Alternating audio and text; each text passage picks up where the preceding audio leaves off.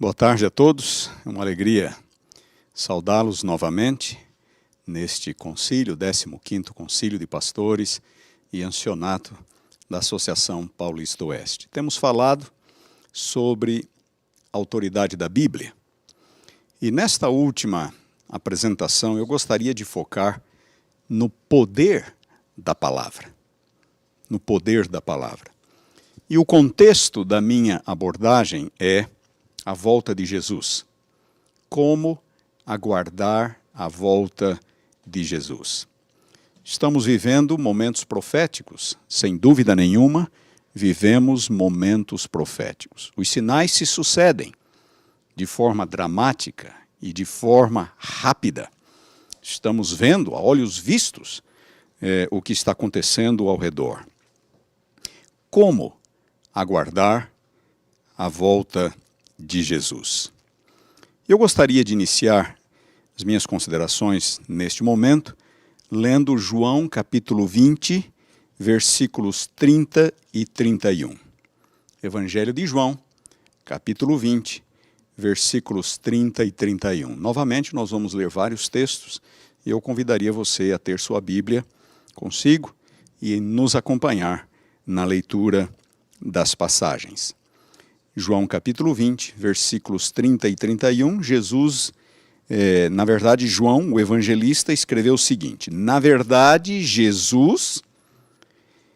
fez Jesus diante dos discípulos muitos outros sinais que não estão escritos neste livro, no Evangelho de João.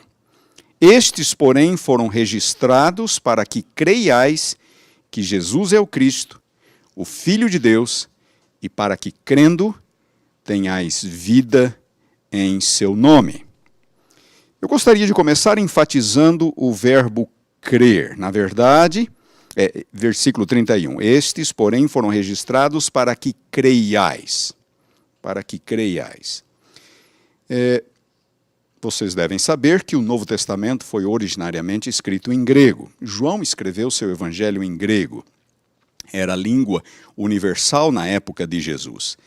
E aqui João utiliza, no texto original, o tempo verbal presente.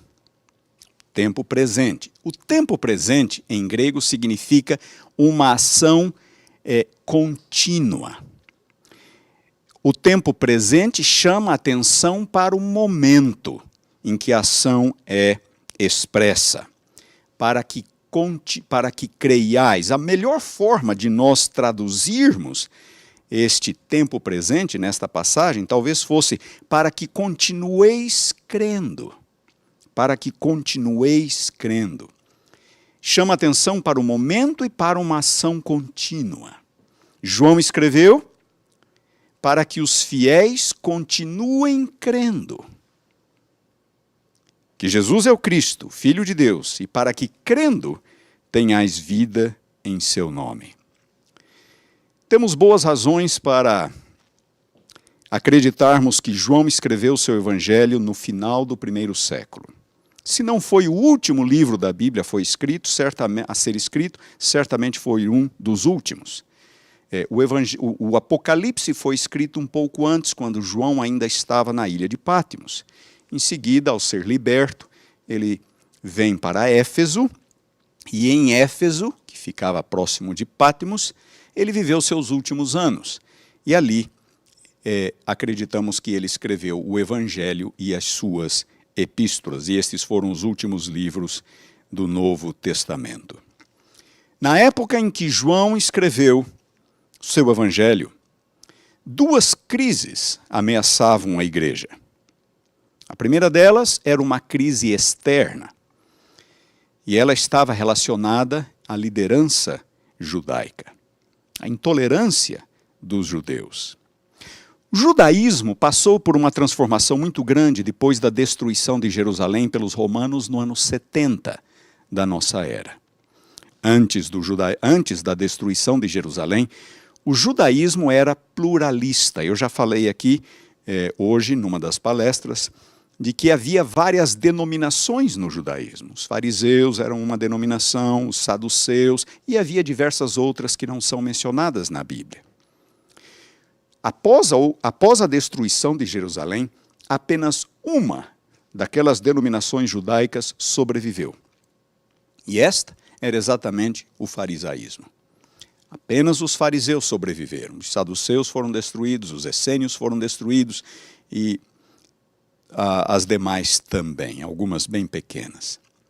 Como a cidade de Jerusalém estava em ruínas, os fariseus se mudaram para uma pequena cidade mais ao norte, chamada Jâmnia. E a partir de então, judaísmo passou a ser sinônimo de farisaísmo.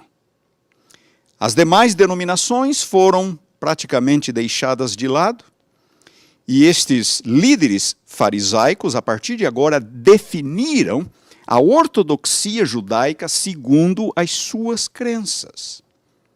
Outros grupos, inclusive os cristãos, deveríamos dizer, eles também sobreviveram à destruição de Jerusalém. Jesus tinha dado o sinal, quando vir de Jerusalém cercada é hora de sair.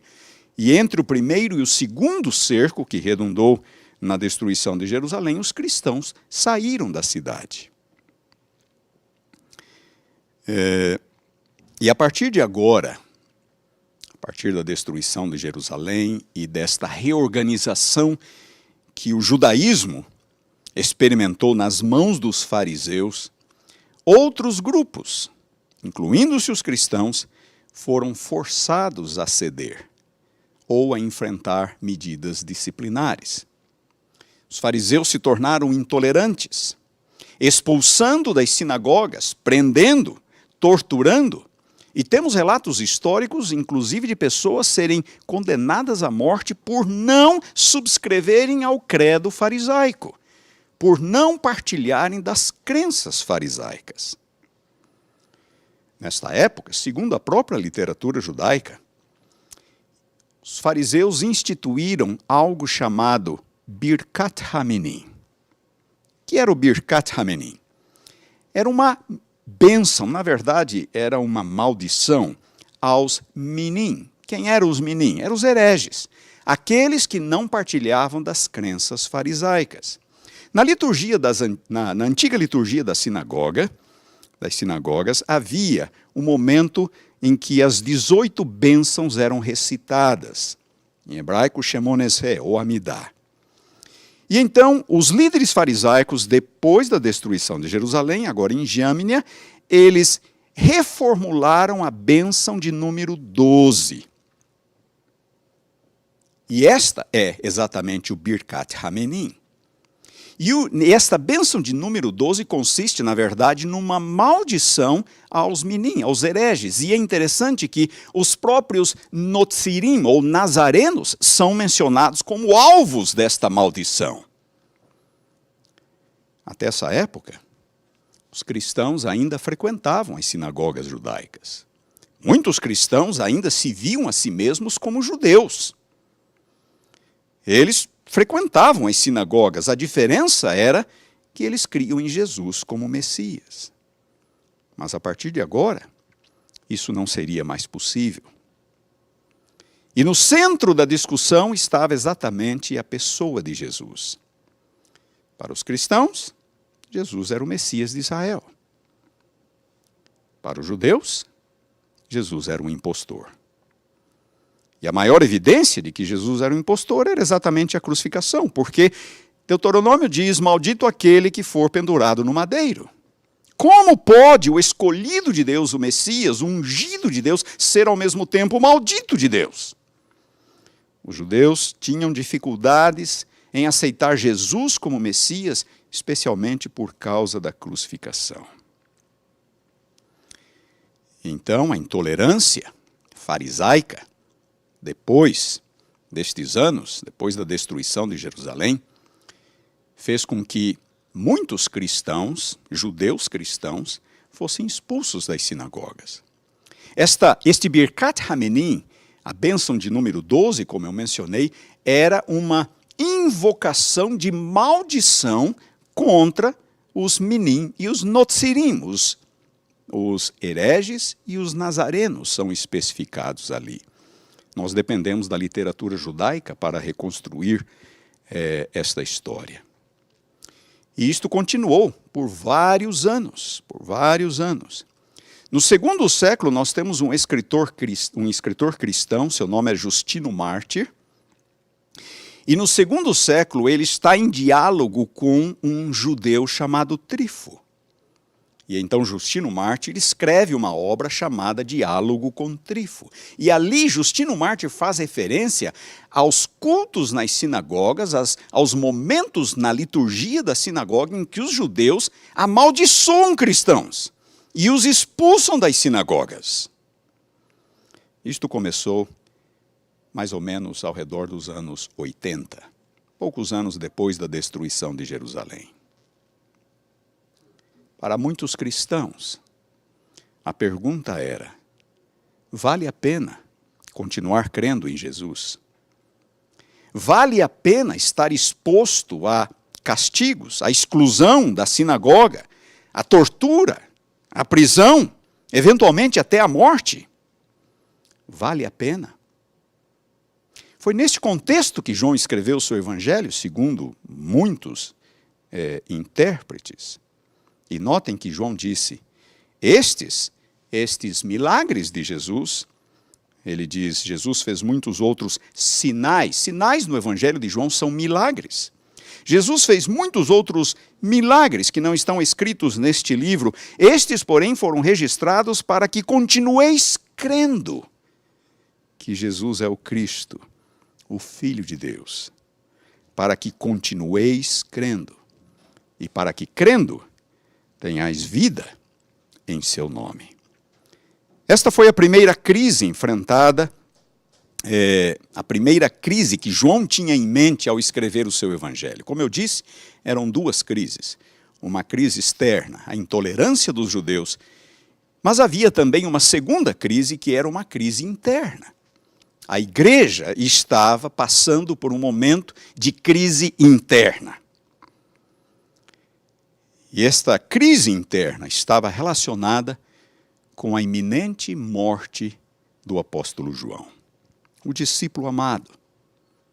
Afinal de contas, João, quando ele escreveu o seu evangelho, era o último apóstolo ainda vivo. O último dos discípulos. Era o último elo vivo entre Jesus e aquela geração de fiéis.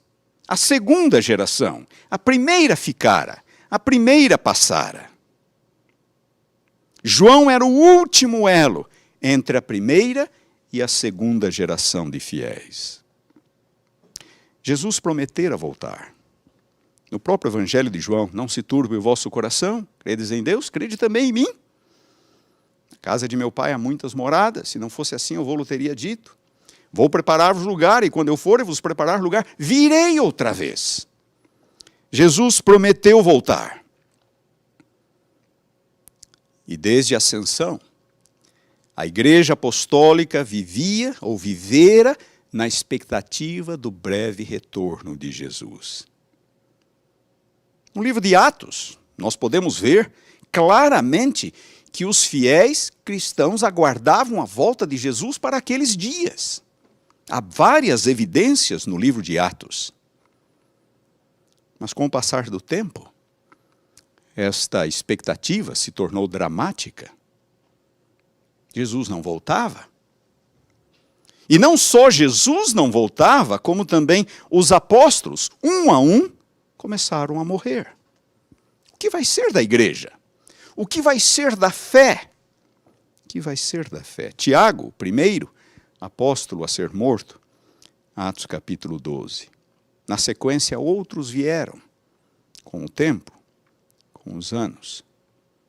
E foi exatamente aqui, ou nesse ponto, que a figura do apóstolo João se torna especial para a igreja. A figura do apóstolo João, a pessoa de João. E eu quero convidá-lo a ir comigo agora para o capítulo 21 do Evangelho de João. Capítulo 21. Capítulo 21 descreve as aparições de Jesus após a sua ressurreição. Especialmente uma aparição aos discípulos junto ao mar da Galileia. Nos versículos 15 a 17, Jesus, depois de tomarem o desjejum juntos, ele convida Pedro para caminhar pela praia.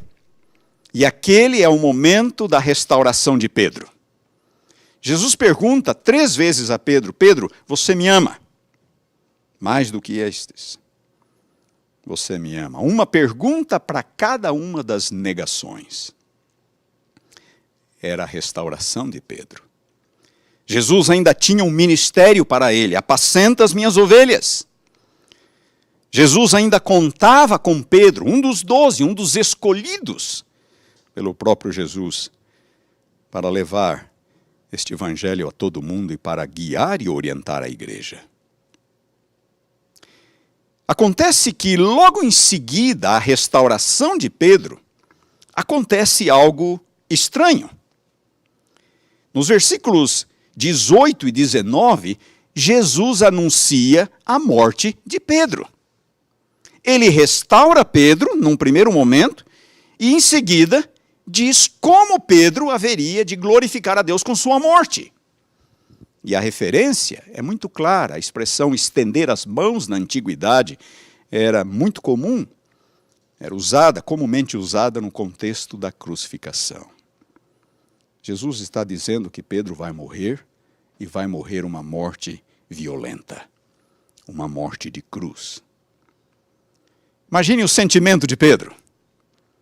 Está sendo restaurado, apenas para ser informado logo em seguida que ele seria crucificado. Imagine o sentimento de Pedro. E naquele momento, talvez desnorteado, abalado com aquela notícia, Pedro talvez procurando um lugar em que fixar os olhos, tentando assimilar o que acabara de ouvir de Cristo, versículos 20 e 21, ele vê João, que não está muito longe deles, o discípulo amado, aquele que escreveu o Evangelho. Ele vê João, e num momento, talvez de inveja, ele pergunta: e o que vai ser dele? E o que vai ser dele? Pedro sabia que João era o discípulo amado. Pedro sabia disto. E naquele momento, ao ser informado da sua morte, ele pergunta: e quanto a ele? João, o que vai ser dele? E eu quero ler com vocês o versículo 22. João capítulo 21, versículo de 22. Respondeu-lhe Jesus: se eu quero que ele permaneça até que eu venha, que te importa? Quanto a ti, segue-me.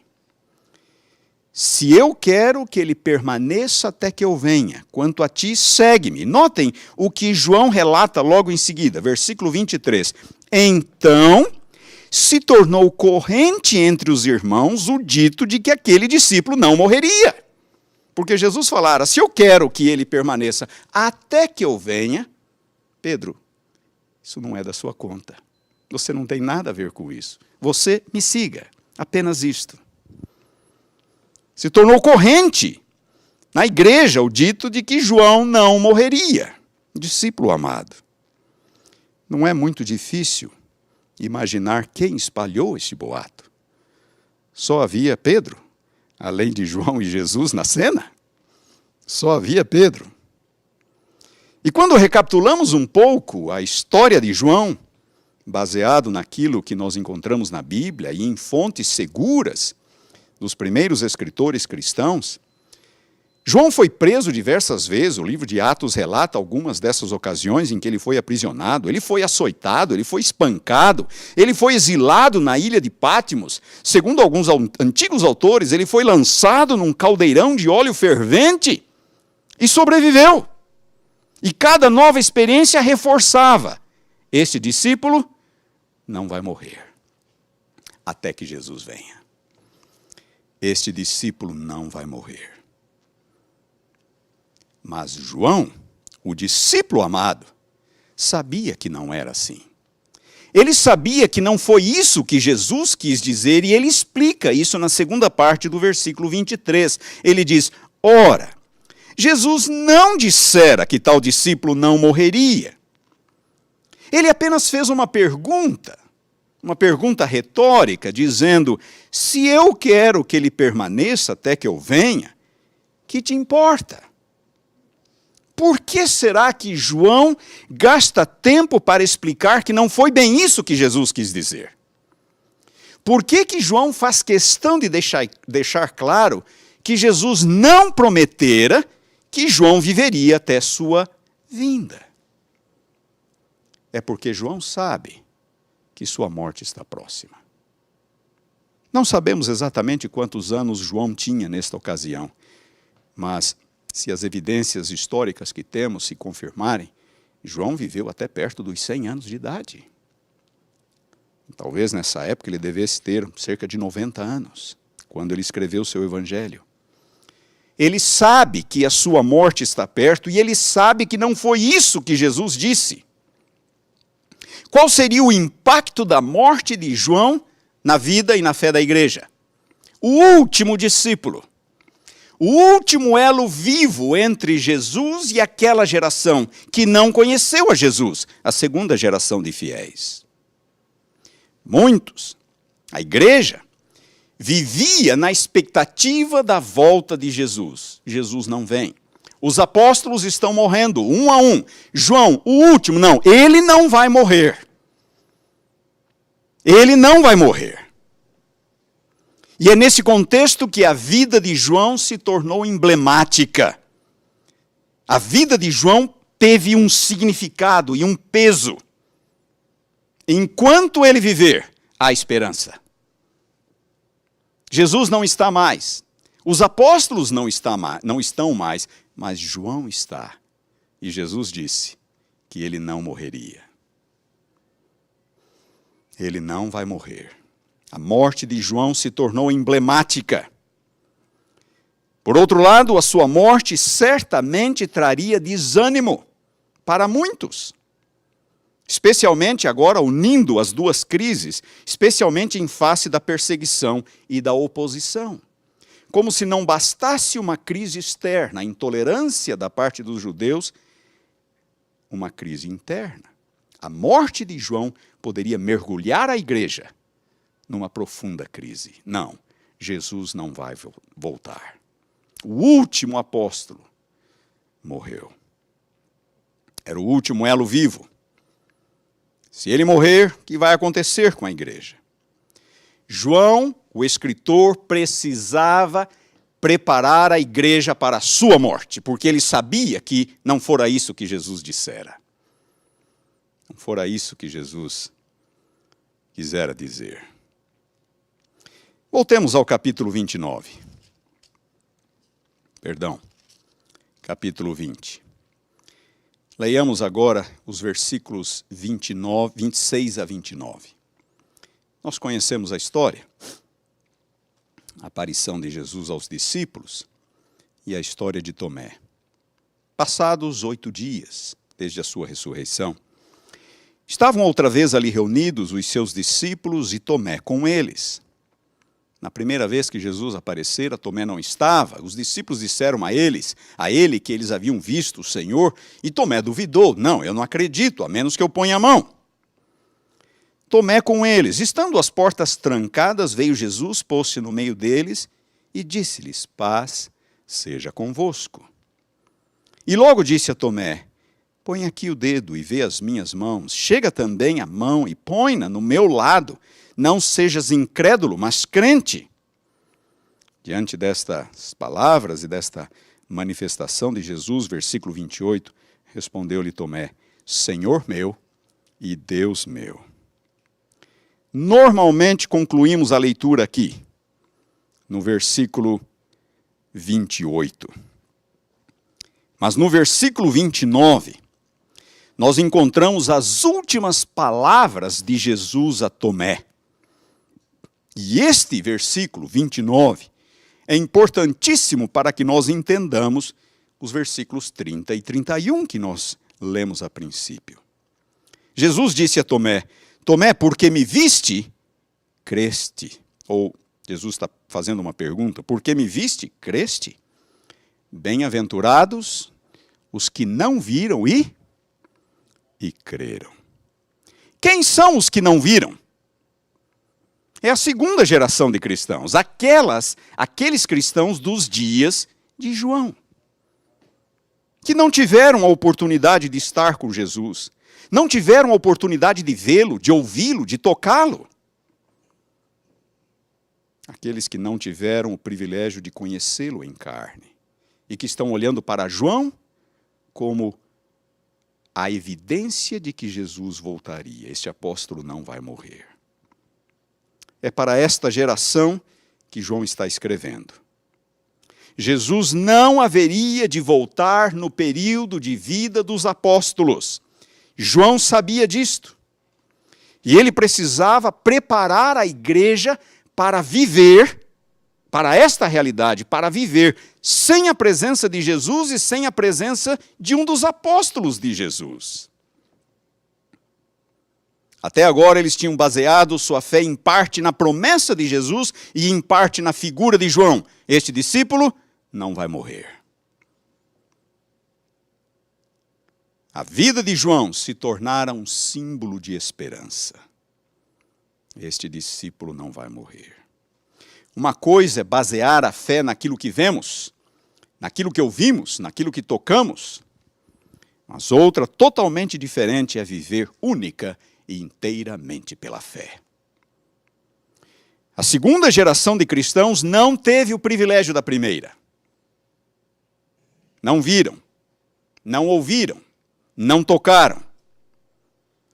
Mas o ponto que João enfatiza em seu evangelho é de que, a despeito disto, eles não estavam necessariamente em desvantagem.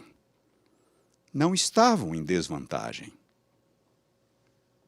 Há uma bênção para a segunda geração. A geração daqueles que não viram. Há uma bênção. Aqueles que não viram e creram. Sabem por quê? Sabem por que há uma bênção?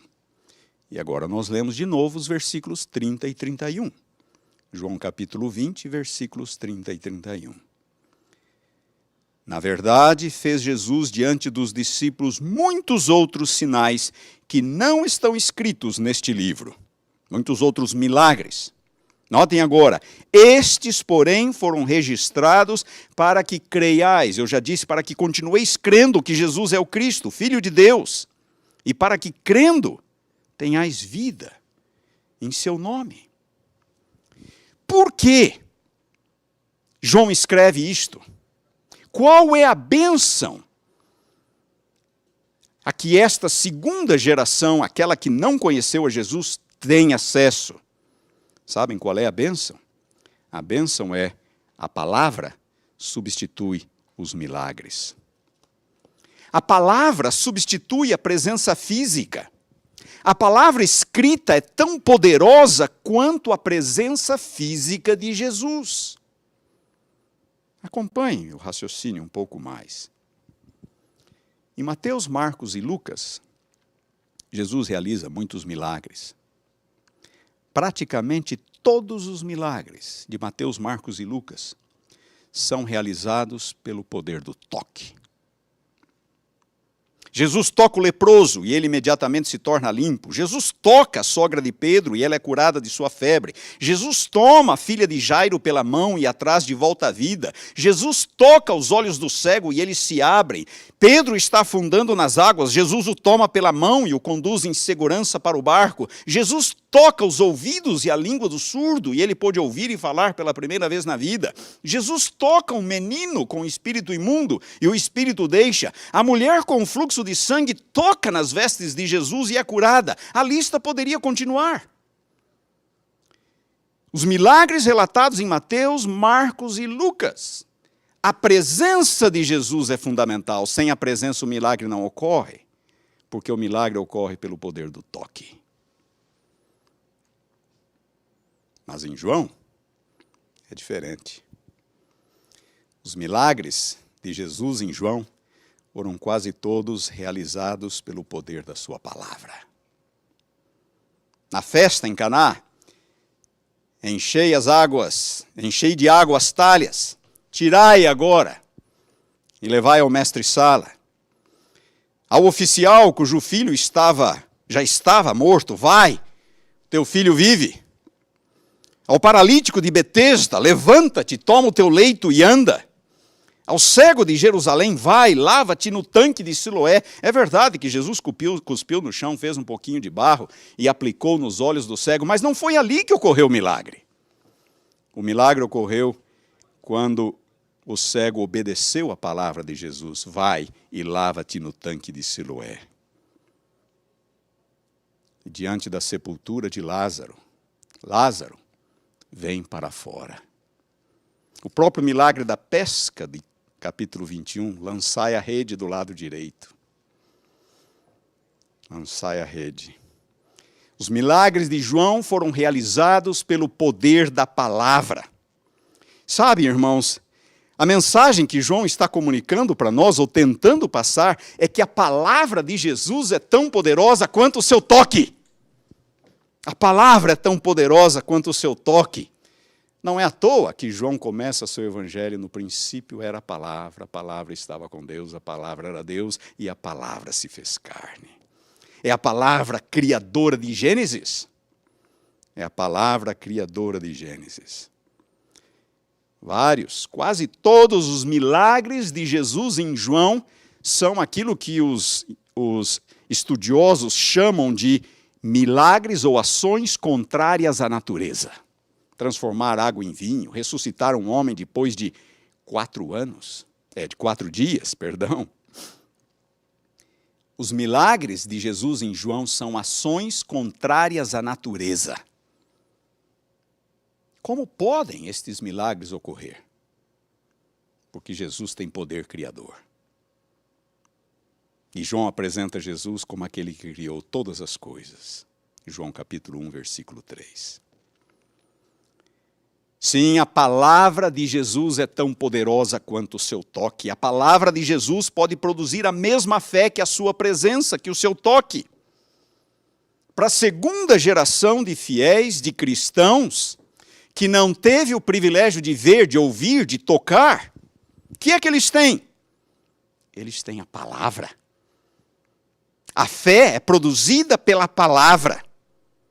Não é pelos milagres, não é pela presença, não é pelo toque. Queridos irmãos, nós somos a segunda geração de fiéis, de cristãos. Nós somos a geração daqueles que não estiveram com Jesus, que não conheceram Jesus em carne, que não o ouviram, não o viram, não foram tocados por ele. A primeira geração teve um alto privilégio, sem dúvida nenhuma. Eu gostaria de ter estado lá, de ouvir, de ver, de tocar. Nós não fazemos parte da primeira, fazemos parte da segunda geração. Mas o ponto é, nós não estamos necessariamente em nenhuma desvantagem em relação a eles. Sabem por quê? Porque a palavra de Jesus é tão poderosa quanto o seu toque. A palavra de Jesus é tão poderosa quanto a sua presença. A palavra de Jesus pode produzir o mesmo nível de fé, mesmo que Jesus demore, da perspectiva humana, mesmo que ele demore para voltar. Nossa fé não precisa ser menor, muito menos sentir-se ameaçada. Não há fé ou vida espiritual que não seja enraizada na palavra. Estes sinais foram registrados para que creiais. Continueis crendo que Jesus é o Filho de Deus. E para que crendo, tenhais vida em seu nome. A palavra é tão poderosa quanto a presença. A pergunta: como aguardar a volta de Jesus? Como viver em meio às crises que nos cercam? Como viver em meio a uma sociedade cada vez mais incrédula, que ridiculariza da fé, que zomba daqueles que procuram ser fiéis a Deus, e não está longe, na minha opinião, o tempo em que a fé será criminalizada. Como viver? Como viver numa época em que pessoas de dentro tentam minimizar e destruir a autoridade das Escrituras? Como viver numa época em que parece que Jesus está demorando demais? João tem uma resposta muito simples. Estes foram registrados para que continueis crendo que Jesus é o Cristo, o Filho de Deus, e para que, crendo, tenhais vida em seu nome. Queridos, a palavra escrita traz consigo a autoridade de Jesus. A palavra escrita traz consigo a autoridade de Jesus. Os adventistas do sétimo dia sempre foram conhecidos como o povo da Bíblia. O povo da Bíblia, sem querer excluir outros fiéis em outras denominações. Nós devemos, num momento difícil como este que nós vivemos, devemos voltar à palavra. A palavra tem poder para nos guiar, para nos guardar e para nos preparar para a volta de Jesus. Como aguardar a volta de Jesus? Pela palavra. Fidelidade à palavra. Submissão à palavra.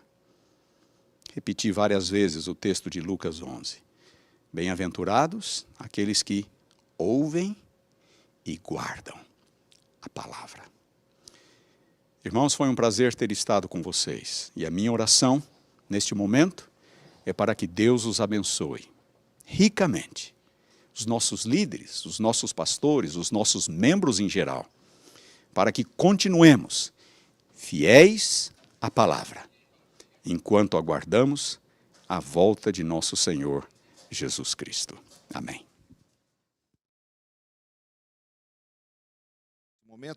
E a primeira pergunta é a seguinte. Pastor Paroski, tenho percebido em alguns meios adventistas, além da rejeição do princípio tota escritura em um extremo, o retorno ao pensamento de prima escritura no lugar da sola escritura. Isso tem aparecido com bastante força. Quais riscos deste pensamento e como podemos resgatar o sola escritura como importante princípio bíblico da reforma? Obrigado, pastor, pela sua pergunta. Na verdade, só definindo melhor, esclarecendo o significado dos termos, prima escritura significa escritura primeiro. Sola escritura foi o lema de Lutero, o lema protestante, apenas pela escritura, somente pela escritura. Nós, adventistas do sétimo dia, subscrevemos, nós aceitamos, endossamos o princípio da sola escritura, somente pela escritura. O princípio da prima escritura foi um desenvolvimento católico. Justamente por quererem encontrar uma segunda fonte de autoridade. Então, a escritura em primeiro lugar, mas não a única. Há uma segunda fonte de autoridade. E é a tradição da igreja. Na época de Lutero, quando ele defendeu o princípio da sola escritura, Lutero também, ele se viu no meio de dois extremos. De um lado, a Igreja Católica, enfatizando a Escritura, a Bíblia, mais a tradição. Do outro lado, um grupo de pessoas, de cristãos, que deixavam a Bíblia em segundo plano e diziam que eles eram guiados pela iluminação interior do Espírito. Iluminação interior do Espírito. Ora, isso torna a fé muito subjetiva. Se eu não uso a Escritura como para poder confirmar, comparar, definir o que eu devo crer, o que eu não devo crer, então, se é a minha experiência pessoal que conta, qualquer coisa pode estar correta. Lutero defendeu o princípio da sola escritura. Aqueles que enfatizam o princípio da prima escritura estão, na verdade, colocando uma cunha na autoridade bíblica para poder introduzir os seus conceitos particulares. Não é isto que a igreja adventista pensa? Não é isto o que Jesus endossou? Jesus viveu, pregou, seu ministério foi totalmente pautado pela palavra, nós temos como ver isto claramente, e o Novo Testamento, a palavra de Deus, Deus voltou a se revelar, e os fiéis de Deus, os fiéis filhos de Deus, vão pautar a sua vida pela palavra, pela palavra. Defender o princípio da prima escritura, na minha opinião, é um sinal de incredulidade e de uma tentativa de diminuir a autoridade das escrituras. Nós estamos vivendo um momento onde a igreja autoriza a escolha de anciãs, ordenação ao ancianato. A respeito disso, existe uma base bíblica para essa decisão? É uma pergunta um pouco delicada, mas para onde que nós temos que nos voltar? Para a Bíblia, certo? Para a Bíblia. Se você tem a sua Bíblia com você, leia comigo 1 Timóteo capítulo 3. 1 Timóteo capítulo 3.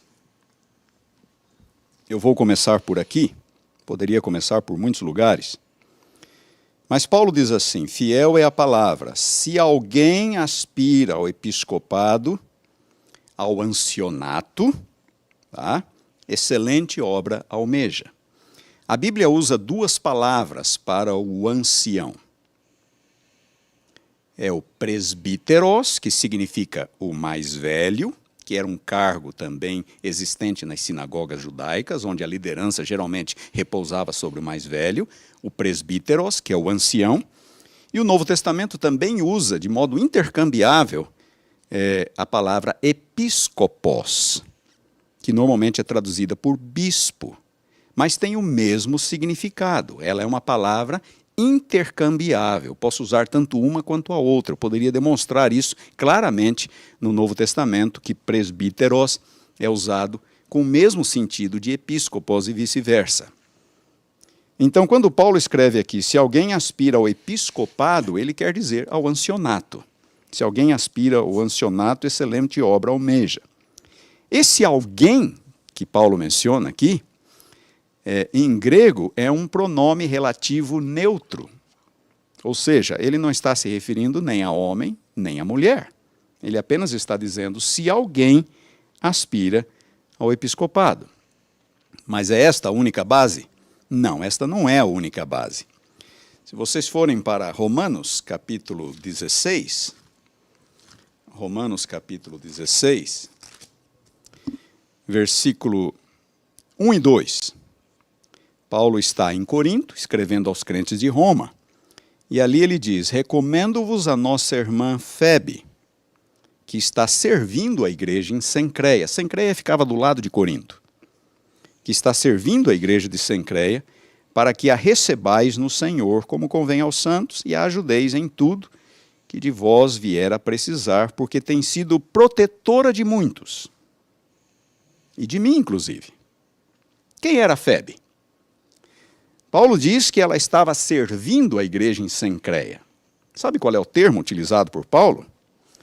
O termo utilizado por Paulo é o mesmo termo que ele usa para se referir ao seu ministério, para se referir ao ministério de Timóteo, para se referir ao ministério de Apolo, de Tíquico e diversos outros. É um termo que, em diversas passagens da Bíblia, é traduzido como ministro. Ministro. Seria Febe ministra na igreja de Cencreia? Por que a palavra é traduzida como ministro com relação a Paulo, Barnabé, Apolo e outros, mas com relação a Febe é traduzida, ela é uma serva? É a mesma palavra. Mas é esta a única evidência, ou apenas estas duas? Não. Não são as únicas evidências. Se nós olharmos no Novo Testamento, contexto das cartas de Paulo, nós vamos encontrar muitas mulheres que eram obreiras evangélicas.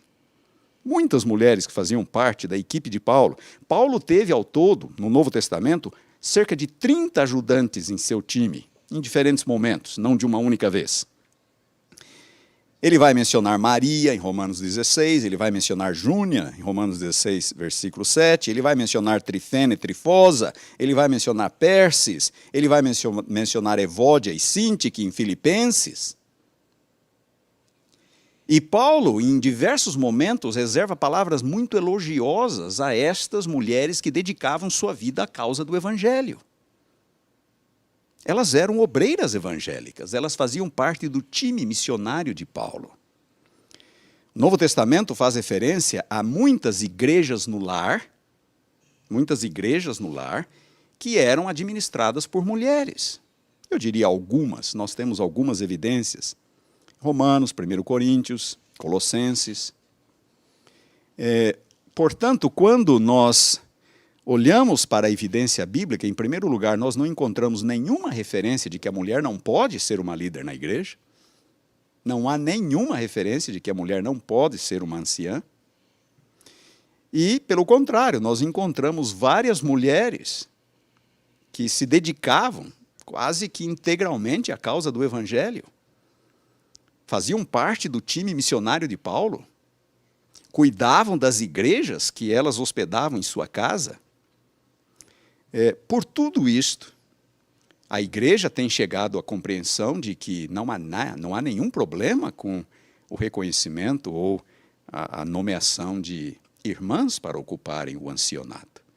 E a igreja adventista, na minha opinião, está correta ao permitir isso. A divisão sul-americana tem praticado isso.